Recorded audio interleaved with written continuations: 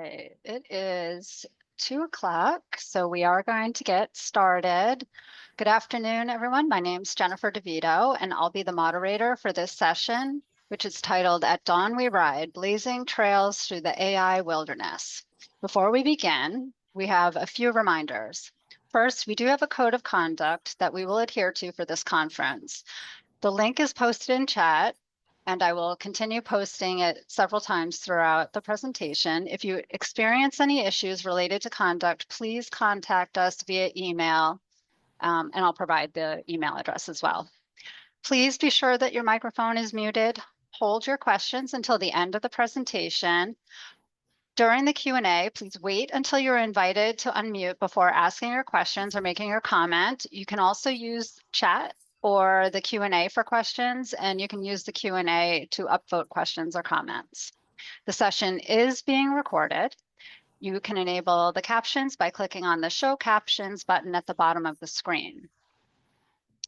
Now it is my pleasure to introduce our presenters, Brigette Meskell, Nicole Baker, and Logan Rath.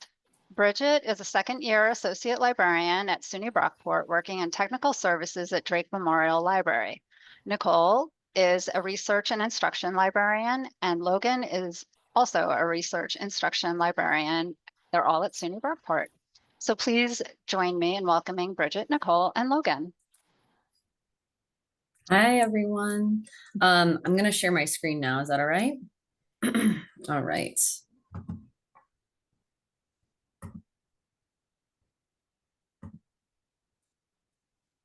Okay. Can everybody see that? Nicole, Logan, confirmation? Yep, we're good. Perfect. All right. At dawn we ride, blazing trails through the AI wilderness. So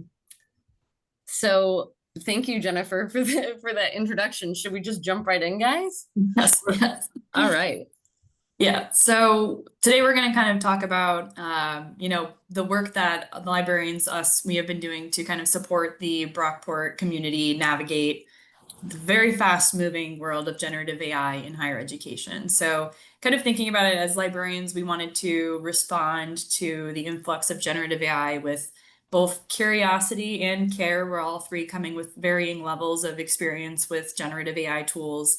And mainly we want to focus on supporting our faculty and our students with skills regarding AI, context about AI in the world, and the confidence to use AI tools if they're using that. So together, the three of us formed an AI task force on campus, and one of our first priorities was really figuring out how to help everybody on our campus kind of make sense of this terrain of sticking with our theme with, the wilderness of AI. So that's where we'll start. So if you go to the next slide, I'm going to kind of walk you through how we began mapping the AI frontier and creating resources that can serve as trail maps for the work of people kind of navigating generative AI.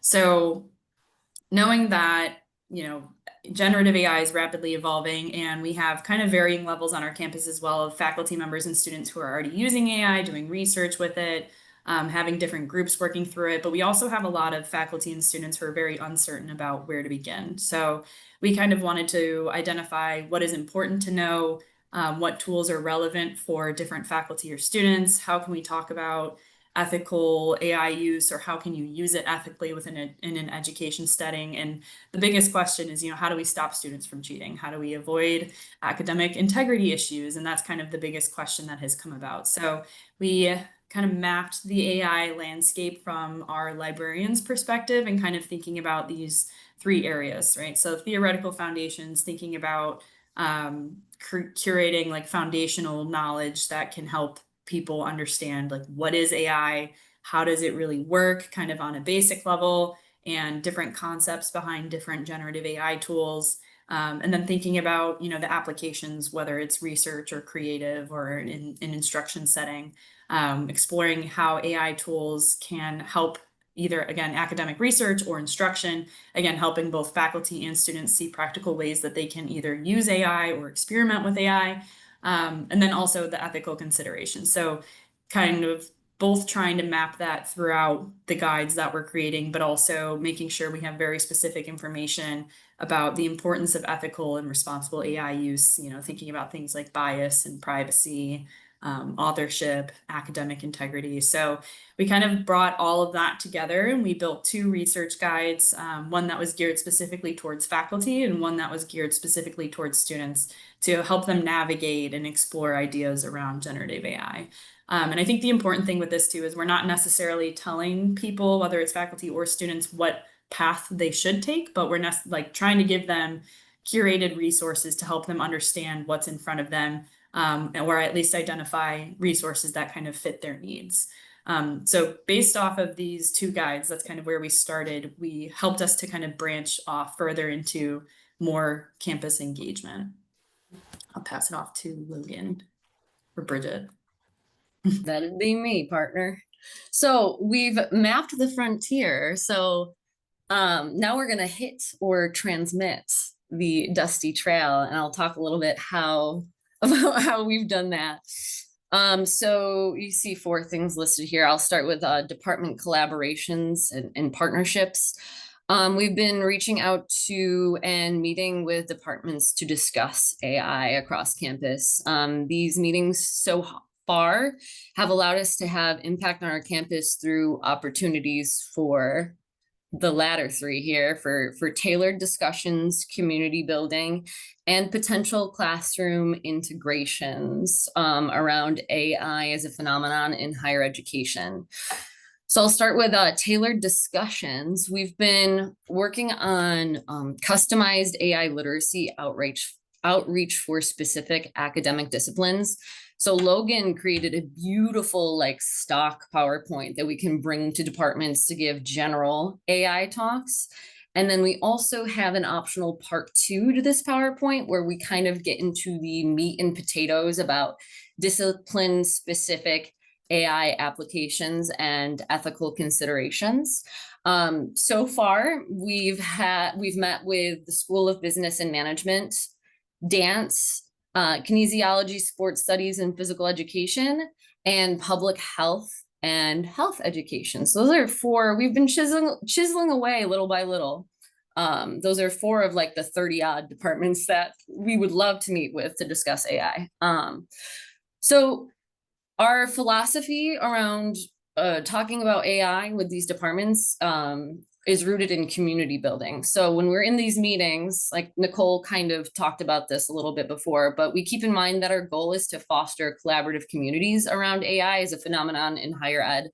And our goal is not to police or convince people to use it, although we do hope to change some minds by sharing facts and things that AI can do. So how do we community build? So we center and highlight a diversity of voices so the discourse around AI is robust. We do this by creating space for honest conversations around AI, meeting instructions where they're at with AI. Some refuse to use it, some have a more hybrid approach, and others are already integrating it into their classroom eagerly and want to know more about how they can do that and use it in their personal lives, et cetera, et cetera. So this is reflected in our faculty-driven AI Lib guide that Nicole mentioned earlier, which we'll go into a little bit later. But Logan beautifully pieced together in this Lib guide some AI syllabus statements that kind of meet instructors where they are at as far as how they want to conduct AI use in their classroom. So meeting them where they're at in their AI journey is important, and it helps us learn more about how we can foster more of these conversations. So that's the community building part. And then classroom integration. So with all of these things, we aim to create networks of AI literate educators across campus and help instructors with classroom integration of AI and practical strategies for thoughtful AI adoption in teaching and learning. And Logan, I'm gonna pass it on to you. Okay, and nice job not slipping into a Southern drawl there. Oh, thank you, partner. So administrative buy-in was one of the major pieces, one of the major hurdles that we had to cover. And it helped that I am a nerd when it comes to shared governance on campus. And so I've been involved in like curricular decisions for years. And I've also been at my job for 16, 17 years, something like that. We were just talking about how, you know, as a professional at this one place of employment, I could apply for a driver's license. And so it started with the provost reaching out and going, well, Logan knows something about technology and AI, and I heard him talking about something, so I'm going to ask him for help. So I was tasked with developing these syllabus statements, and I brought in my friends Brigette and Nicole because we were all talking about AI, and I said, you know, please don't make me do this alone. And they said, yes, let's do this together. And so we put this together because our faculty senate at the end of the previous school year came up with the policy that you have to have a policy. There was no boilerplate. This is where we are campus wide because it is so different contextually. And we're still having that conversation when it comes to an academic integrity policy and an AI policy around campus. We're going to be able to cover things like make sure that your students' data is protected, but we're not really willing to touch with a 10-foot pole what it's like to say yes or no, you can or can't use AI. So what you see on this slide is the provost newsletter that goes out to the entire campus. And part of it where, you know, this one went out, I think in August, right before the start of the school year, that said, here are some people working on this and here's their library guide. And what I did when I put those syllabus statements together is I purposely picked a bunch of various universities. I modified them to Brockport specific speak. And so like, I think one I took from Harvard, and we're not Harvard. So we're, you know, we're safe from the federal government right now, but we are a state institution and we needed it to read in language that wouldn't scare our students. And so I took that one. We took a bunch. We also purposefully ordered them from the most permissive uses of AI to the forbidden use of AI, because we didn't want the first statement to come up saying that, you know, AI can't be used, because that's what most of our faculty would do. They would go straight to the first one, take it, throw it in their syllabus and say, okay, done with that for now, partner. We can just move on. I'm much worse at these tie-ins than Brigette and Nicole will be, you'll see. And so we've worked pretty hard, and I think having that buy-in and having the provost know who we are and having the provost know that our work is valuable and having faculty see that these are the 3 people that are working on this. And we did put on that faculty guide a page saying, you know, we're sort of the group. We're really just an ad hoc group that spun up and said, hey, we're willing to talk to other people about this. And no other groups have emerged. So we're just sort of what they're stuck with. What we did in the library when we noticed that this started taking off, we didn't realize how much this is needed on our campus and how much faculty wanted someone to talk to. We see the whole range from the composition professors that are sitting there going, no, this is the end of the world. You can't do it. I'm going to put all of my energy towards preventing and stopping this, to other faculty members. There was a social work faculty who started there and very quickly went to, oh no, this can help my people write better notes for their cases. We're going to try to use it. We're going to play about this. So we really just have had a great time working with various faculty groups. One of the things that I want to add for the faculty buy-in piece sponsored by the administration was when we started going to these workshops. It started because the business school dean reached out. The associate dean in the business school reached out and said, their hate they're going to hate that AI is here and that they have to do something with it. So I need your help to make them not hate it so much and see where it is. So these discipline specific sections that we do, and I have to give a shout out to my colleague Sarah at SUNY Oneonta because she helped me with the first part of the presentation. But then the second part was all research based. So the first 15 minutes of the conversation was me giving them basically a mini lit review of here's how this is being used in your specific context. Now, did I spend hours putting that together? No. Did it look like I spent hours putting it together? Probably. I, went to Google Scholar, did some quick searching, picked recent things for the business school. I also looked at Forbes, made it specific to how it's being used in context, had some quick studies that I could throw together, pulled some graphs and charts from the studies onto slides so that I didn't have to make up graphs and charts to go along with what I was finding. And it was the first time I saw the business faculty pull their phones out during a presentation and take pictures of the slides.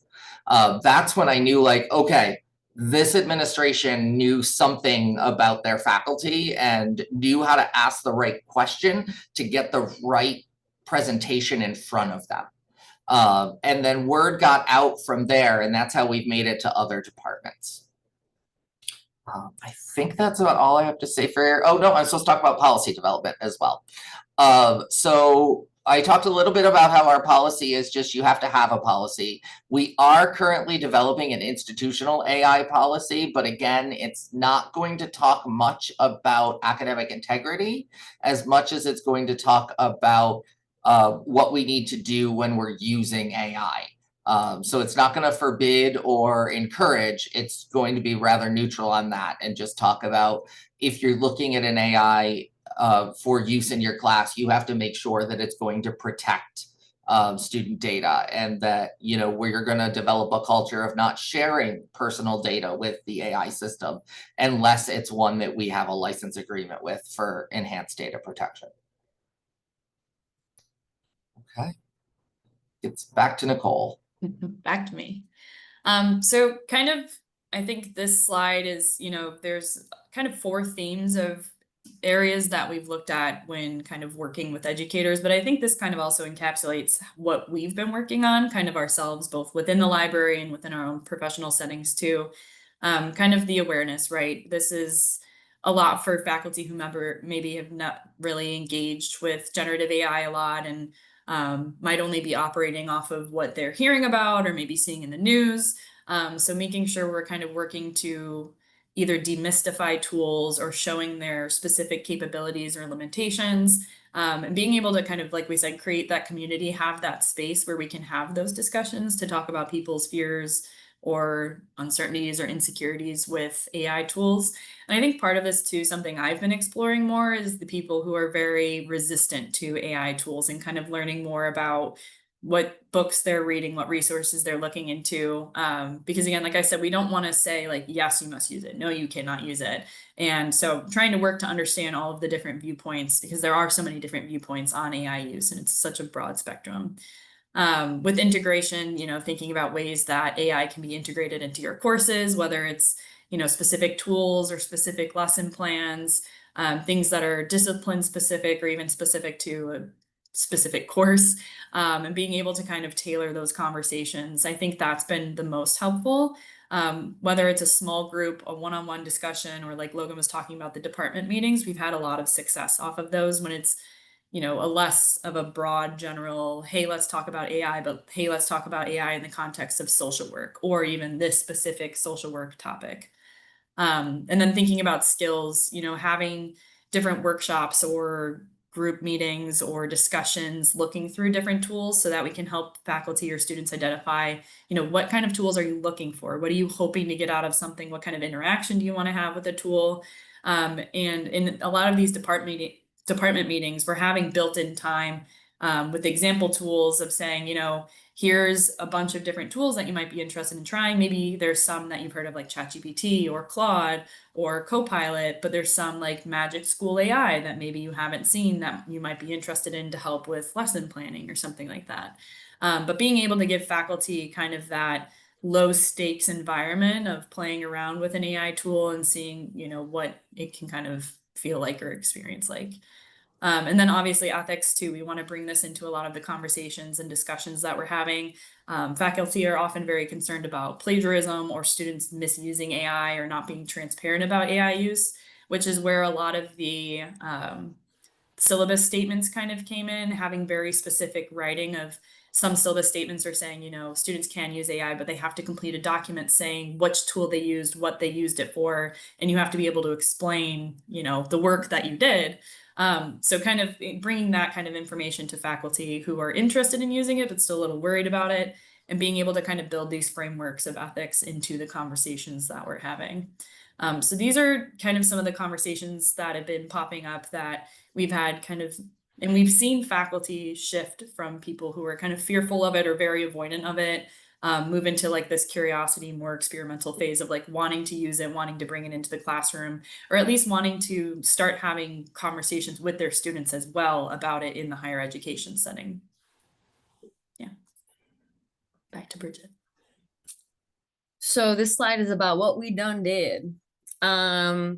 We've got 7 main things here. The first one is we must stay apprised of all of the new trends in AI and higher ed. So each of us has been attending conferences having to do with tech and AI in order to deepen our own understanding and keep up with trends around the subject in the context of higher ed.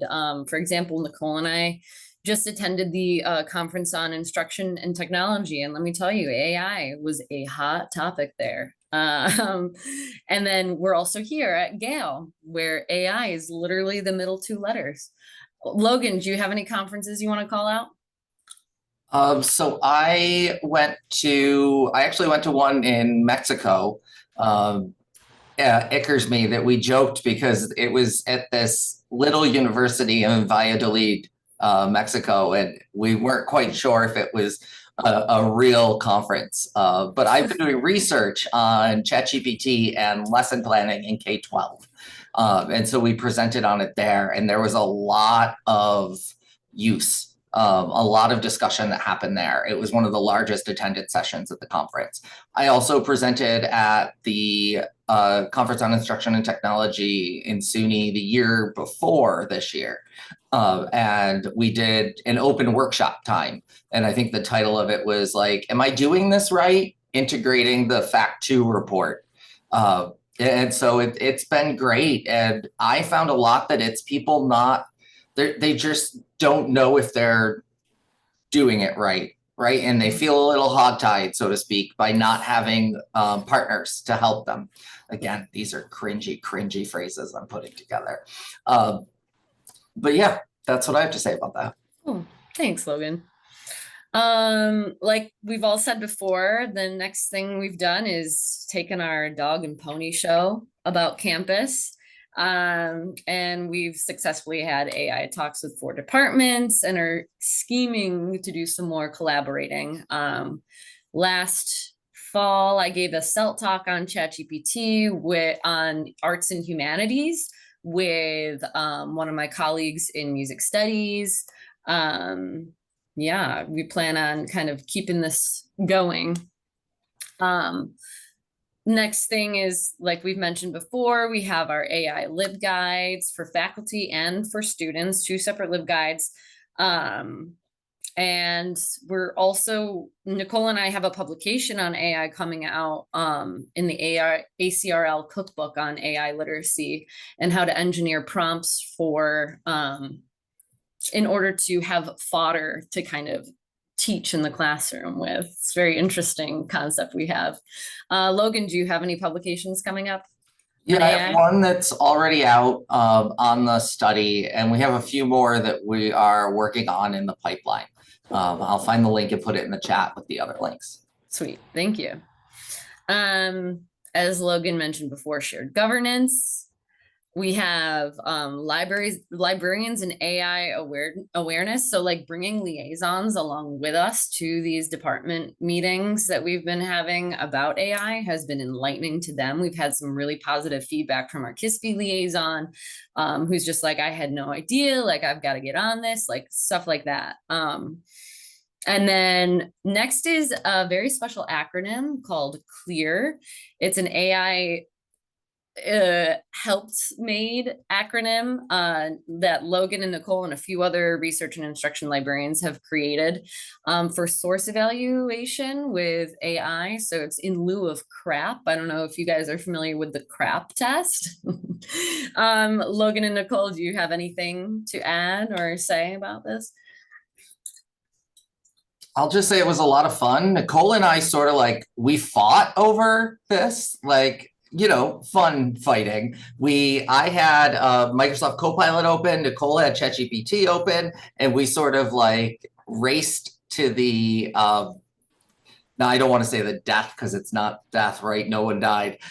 We sort of raced to the finish line to get back to the corral. Yeah, these are cringy uses of these terms. And we decided to see, we wanted an acronym that would work for Generation Z, that would resonate with them, and the fact that they look at so many different types of sources. And we felt stymied by the idea of there being a checklist or using the CRAP test, which works well for websites. And then you have to go to the SIFT tool for news. And then, you know, we found a whole bunch of things. I think the one we looked at each other one day was Camp Paddle. Nicole, I think that was the one that we looked at each other and we're like, okay, now they're just pulling letters out of air to make acronyms. So we raced the two AI models against each other and came up with CLEAR, which is credibility, language, evidence, audience, and relevance. And it's really just, we don't put it off as like a checklist or anything. We advertise it as, this is a group of questions that you need to ask yourself before you decide whether or not you're going to use this source. So we don't want to privilege any one type of source of information with this as well. After we developed it, we did realize that Leo Lowe came out with CLEAR for prompt engineering. It is what it is. We don't think that the CLEAR acronym for prompt engineering is going to cause much confusion with source evaluation, mainly because we're going to push our CLEAR really hard and not talk so much about the other CLEAR on our campus when we're talking about prompt engineering, because most of our faculty aren't there yet, right? Most of our faculty just aren't ready for prompt engineering in their classes. I know a couple that are, but not many. And this is your 3-minute warning. Okay. Thank you, Jennifer. There's one bullet I missed on here, and it's AI tools that we've created. So Nicole and I just presented about this at CIT, and if y'all are curious, you can ask a question. But we took Bloom's taxonomy, the staircase version. If anyone can picture what I'm saying, there's a staircase version of it. We created an interactive model in order to help instructors figure out what kinds of activities they would like to leverage for AI literacy in the classroom. That's like a quick and dirty explanation. There's so much more to it, but ask a question if you want a demo in our last 10 minutes. Yeah, and I put the link in the chat. Sweet. Thank you, Logan. Okay. And back to Nicole. Or you, Logan? It's you. Yeah. So we've already talked we've talked about most of this, and that is, it's the Wild West out there still, right? You've got the people that are ready to draw their guns and do the 10 paces thing, and then you've got other people that want to, hogtie the AI themselves and use it for everything it's worth. We've received a lot of positive feedback on our campus about just being a group of people that folks can talk to, and so on and so forth. And the requests for guidance keep coming in. I figure it's going to be, it's going to be a 2-3 year rollout probably before AI really is commonplace in most disciplines, just given how technology diffuses. So I think we've got time. Okay. And looking at charting the trail ahead, we're going to keep tidy our research guides. We're going to enhance them, keep them up to date. We're going to work on developing more discipline-specific resources, meet with more departments, kind of curate more AI guidance for those departments. I'm a liaison to arts, music studies, theater. They're all going to want to know how to use AI or leverage it to the best of their abilities in their discipline. Then also creating an AI micro-credentialing course via Clear, and maybe take a school-wide survey for task force assessment measures, right? We got to know how we're doing. What do people want? What don't people want? Anything else you guys have? Oh, we're at the 2:30.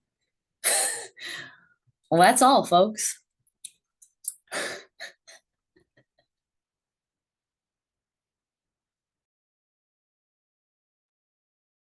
Well, that was excellent. Thank you so much. We do have time for questions. I see there's already one in chat. How much time, hours per week do you currently devote to keeping up to date on AI, and do you anticipate that changing over time? I can jump in first. I think I have spent, I don't know if I can put a number on it. I mean, it's something that I'm definitely very interested in. So even outside of work hours, like I said, I've recently been very interested in learning more about kind of the resistance to AI and kind of delving deeper in that to make sure I'm kind of understanding all sides of it. So there's actually a Discord server that I joined. It's the Alliance Resisting Generative AI. ARG AI, and it's really interesting to see a lot of the presentations and research that's being done. Honestly, it's deepening my understanding of the inner workings of some AI tools. I think there's just a lot of content that I'm interested in learning more about. So I think that helps is that, I'm definitely seeking out a lot of this information to make sure, since I'm helping others with it, to make sure I am furthering my own understanding and actually giving the correct information as needed. And I think a lot of that does come out of questions that we're getting. We're getting kind of requests from instructional designers from our Center for Excellence in Learning and Teaching. So based off of kind of requests we're getting, I would say that's kind of where more of the time is being spent. And it definitely ebbs and flows. I mean, at the beginning of the semester in the fall, there was definitely a lot of requests, a lot of information. That's when faculty needed to have their syllabus statements, and more people wanted to kind of have a better understanding of what they were putting in their syllabus. So it's definitely ebbed and flowed throughout each semester. And I think I have been devoting more time on staying up to date with it. I would say we all are, but it's more out of our own interests, both professionally and personally. Yeah, that's what I was going to say, Nicole, is that we are not a group that sees keeping up with AI as an additional task we have to take on. Like, we're nerds when it comes to this, and like we're constantly hearing about things, and then in our own little bubbles the AI information comes in, and so we share with each other. We have a Teams shared chat that whenever something interesting comes up, we just throw it in there and like, have you seen this? Have you seen that? So that helps a lot as well. We don't really spend time going to webinars, I would say, too much. It's more us playing on our own and figuring out what's out there.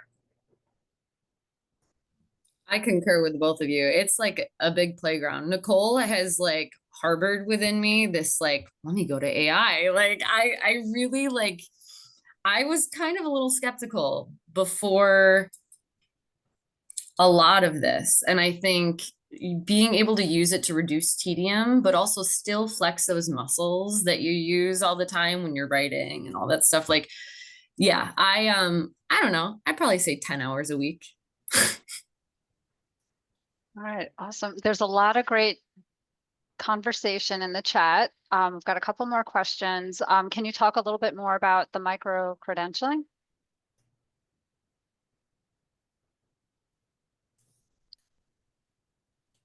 Where are we going with this, y'all? Yeah, no. So our campus has had a big push on micro credentials and badging, so to speak. And I see a place maybe 5-10 years down the line that our general education program is badges, where you take a course and you get a badge in this and you get a badge in that. And then you get this mini credential in like liberal arts when you've completed the SUNY general education. So coming up with a course, we're not talking full credit bearing courses at this point. We're talking more like local certificate. We have an APA certificate from the library that students can get. And so we'd use something along those lines where it's, sort of stock content that we can develop once and keep up to date, but maybe update it once a semester, and then have some quizzes to check for understanding. We're at this point, we're not talking like full on curriculum micro credential, but we are talking some sort of way for students to demonstrate to future employers that they have AI knowledge. And we have another one. How much do you discuss with faculty and students the very real negative outcomes from AI use? He says, note, I'm not a full naysayer, but hallucinations, bias, racism built into the data sets and therefore into the outputs, lack of copyright over output, environmental concerns, etc. So Nicole in my chapter in the ACRL cookbook is riddled with talking about biases, right? So basically what we came up with was let's give, AI a prompt. Say, can you paint me a picture of zombies sitting on a couch looking at a sunset? And then it produces 2 male looking zombies on a couch sitting at a sunset, looking at a sunset, where we kind of like investigate, why did you make them male zombies? Like stuff like that. So a huge part of that lesson that we cultivated from that is creating fodder for the classroom in order for us to detect biases so that we don't take it for face value, right? And yeah, I don't know, Nicole, do you wanna say anything else about? No, I think that that's definitely something that, we've talked about a lot as well. And I think it ties in really well. I think this is why librarians are just really luckily positioned when we're in our conversations about AI, kind of based off of the chapter we wrote. But when I'm talking with faculty about it, I often, and students, talk about it in the sense that this is just another source, in the same way that if you're Googling something, you need to evaluate the source. You need to know where that information is coming from. You need to fact check. You need to. We're still behind in that. Follow up on right? that. So Yeah. I do think that it really ties in very easily with our information literacy discussions and talking about source evaluation and just making sure that when we are, have students that are using AI outputs for things, that they're viewing it as kind of like another source that they need to evaluate before you just, plug and chug, put it in a paper, or use whatever it says. You can't just use it blindly. You need to be evaluating the information that you're looking at. Now, obviously, that doesn't mean we catch it all. Like I had a chat recently with a student that came with a AI generated list of resources, and they were like, "Can you make sure these are real?" And I was like, "Well, so you didn't create that, so you know that they're probably not real." So that's an opportunity to kind of explain, well, if you have a list of sources, where do you go from that to find that source, and kind of talk about citation chasing and kind of tying it back into library skills. So it is very enmeshed with, I think, our information literacy conversations that we have with faculty. Yeah, and I put this in the chat, but I'll say it. The bias and the racism, all of that, and the ethics, it's baked into CLEAR.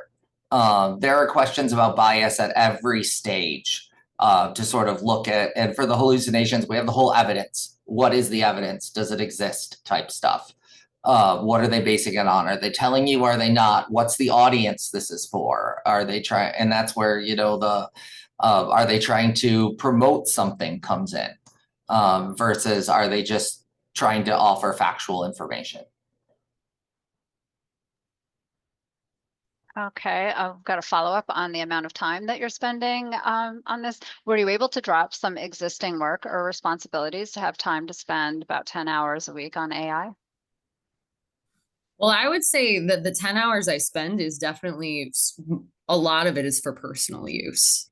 So, and that I consider to be keeping up with the practice of using AI, right? Engineering all the time, you learn new things, you know.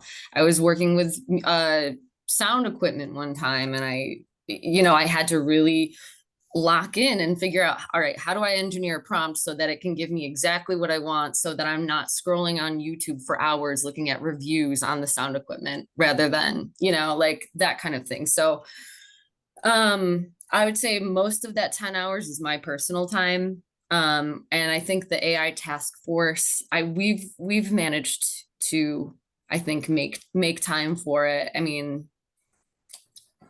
it's fun. It's like not a making time for it kind of thing. I don't know. It's fun, and it's also, it's not like these are my 10 hours a week that I'm going to spend on AI. At least for me, it's more like if I thought back through the last week and added up all the times I either thought about AI or tried to read something about AI or saw something in a news feed or tried AI for a coding project. So I'll use AI for coding. I got so mad one day at Poll Everywhere's Limit that I coded a whole classroom response system to use in information literacy instruction because it didn't need to be that involved or have ads. So I mean, I spent a weekend doing that, and that was mostly my own time, but now I have saved a lot of time going forward because I have something that will work for me in classes, the exact way I want to do it. And I will say you can see the passion and questionable work-life balance when it comes to our interest in AI. I don't know what you mean, Nicole. Logan doesn't sleep, but I think it is very helpful. Logan mentioned before when we were talking about like our Teams chat, and we are all interested in like different things, and we're in different circles, so we see different, AI resources or things relating to AI. And I think having our team be multiple people makes the workload much lighter in the sense that, preparing for a department meeting, Logan, we had previous slides, we just need to meet for like 20 minutes to tweak it, maybe even not that long. So, there's probably some more initial work that went into it, and the AI LibGuides were a summer project for us last year. So we were able to devote more time to that because our workload, it gives and takes. You think the summer is not going to be as busy, it ends up still being pretty busy. But that was something that we knew that was necessary to have prepared for the fall. And I think having a team working on it together makes the workload lighter for sure.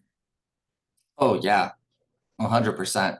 I mean, I read the slides 5 minutes before this presentation type of a deal, right? No, we met about it, but I hadn't really had a chance to look at the final slides until right now. And Don't expose us like that, Logan. That's okay, right? Because I trust my colleagues. I trust my colleagues. I knew what was going to be on the slides, and I trust that Brigette wasn't going to replace it with like a cowboy duck graphic. Although now that I've said it, they're going to open up a prompt in Google and ChatGPT that. But, we have a lot of fun. We have a lot of fun together. We discuss this type of stuff. It is a lot of the stuff like when we're just shooting the breeze, we're talking about AI. I think we have at least one more. Knowing the ever-changing landscape of AI, is it possible to realistically benchmark AI goals and incorporate it into your 5 to 10-year institutional planning? Oh, I love this question. Yes, if you think broadly. If you try to get too specific, no, you're going to fail because it's going to change left and right. But if you set a goal of incorporating AI into recruitment techniques and you leave it like that broad, right? Then it doesn't necessarily matter what the AI is. But if you said, incorporate Claude into making letters to students sound more exciting, so they're more likely to deposit and it's a good yield. Can you tell I do shared governance work and I have to look at these reports? If you do that, well, Claude might change, right? I mean, Amazon is thinking about buying it, or was at one point.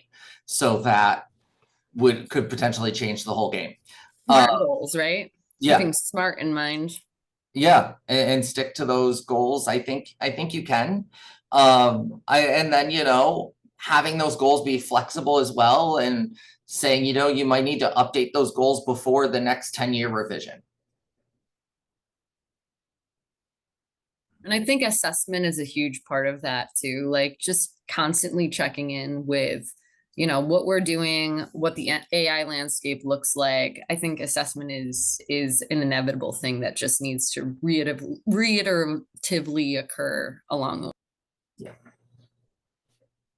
Okay. And then we have one more in here that is, a little contentious, and I feel like there's a simple response. So our CLEAR acronym, we are using CLEAR. It's very different than Leo Lowe's CLEAR. His is it's very much about AI use and prompt generation, right? Ours is just a source evaluation acronym, and this is to, we have a lot of faculty members who were using the CRAP tool, who were using the SIFT method, which is similar but a little different. So ours is not, we used AI to create the acronym, and that's kind of it. Like, it can be used to evaluate AI output, but our intention with creating CLEAR is it is a acronym to remind students different things they need to look at when evaluating sources. So we came up with it, I don't know when it was. So it was kind of not intended for AI use, I guess, if that makes sense. We were just kind of playing around with AI because we were like, no one really wants to use the CRAP method at our university, but we need an acronym to help remind students what they need to look at when evaluating sources. Yeah, and we figured large language models would help us with words, was really what it was, in addition. And so we don't think, the main goal, as Nicole said, is not AI. It does work for AI content, but we wanted something that would work for a newspaper article, a website, something they saw on YouTube, something they read on social media, and then as well as AI. I mean, it doesn't really work too well for trying to figure out if an image is AI generated. I imagine you could adapt it, but we're thinking more students that are in our room, in our instruction sessions, that need language to evaluate sources. And that's really what we're going for. And it's not the only time an acronym has been used more than once. And it's an openly, you can open educational resource, right? Yeah. And it's for a different thing. And we're very upfront on our guide that we used AI and how we used it. Mm-hmm. We didn't use it to develop the whole thing. Our prompt was pretty intense that we put in. And then we took other iterations that got out that were the things we were already talking about with what needed to go into this project. And we kept working with it until it came up with an acronym. It wasn't the first thing that came out either. I think we had like a list of 8 or 9, Nicole, right? Before we found one. I mean, GRAPE was one at Chair. Yeah. It's not like we're capitalizing on this, for any other thing other than educational purposes, right? So we are at time. Thank you so much. This was an excellent presentation, super informative, lots of great tools. Really appreciate it. And thank you, all of you, for joining us. Yeah. Thanks, everyone. Thank you. Bye. Bye, guys.